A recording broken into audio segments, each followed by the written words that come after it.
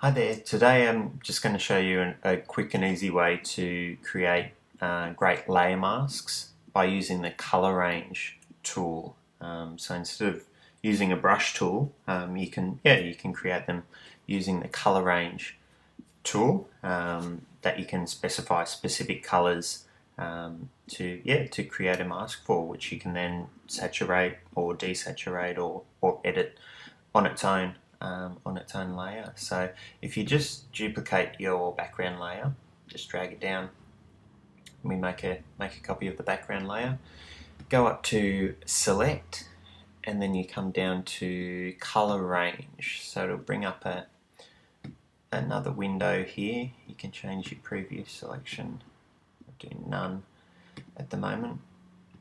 Sample colors, and you can actually zoom in. So if you do Command plus equals key, you can zoom in. So say we wanted to make a mask of the red, we want to beef up the color or desaturate the color of the red, you use your little color dropper here to click on it, and you'll see the mask actually change on there.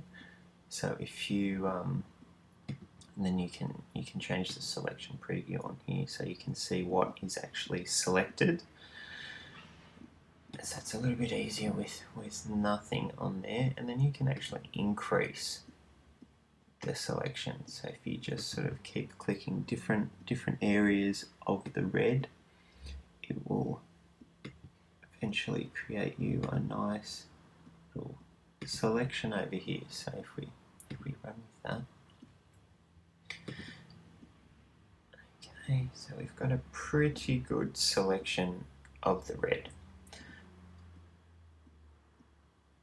So if you just hit OK, you can actually use the fuzziness slider here. If you drag that one way or the other, and you'll see that it's actually widening the red color that we're sampling for. Or you can wind it back if I don't want to do the writing on the actual boat. Then I just sort of drag it back here. You can actually mask out bits that you may not want, so that looks like a pretty good selection. And then you just hit OK. So it'll create your marching ants here. So it'll create a selection. Just say we wanted to saturate that red a bit more, just to give it a bit more punch. You'd come down to your adjustment layer icon, so create a new filler adjustment layer, and then go to hue saturation. It'll bring up a box up the top here, so we've got our saturation bar there with our slider. So if we slide along, so if we increase it, you'll see that it only applies to our, so if we drag it all the way one way, you'll see it's only applying to our red color that we've sampled there.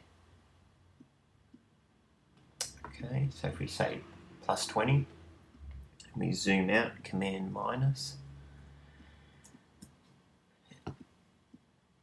and just toggle on off the effect. Sometimes it's only subtle. If I zoom in a little bit, we'll be able to see it a little bit, or if I beef it up just a little bit, just for display purpose, and we turn it, so it's off at the moment. If we turn it on, off, on, and you see it doesn't affect, not that there's much red in this shot, but it doesn't affect any of the other colors, and you're not trying to use the brush tool to mask out this red spot here. So that's just an easy way to create a sample or a mask of a particular color, so you don't affect the rest of the shot. Thanks for watching.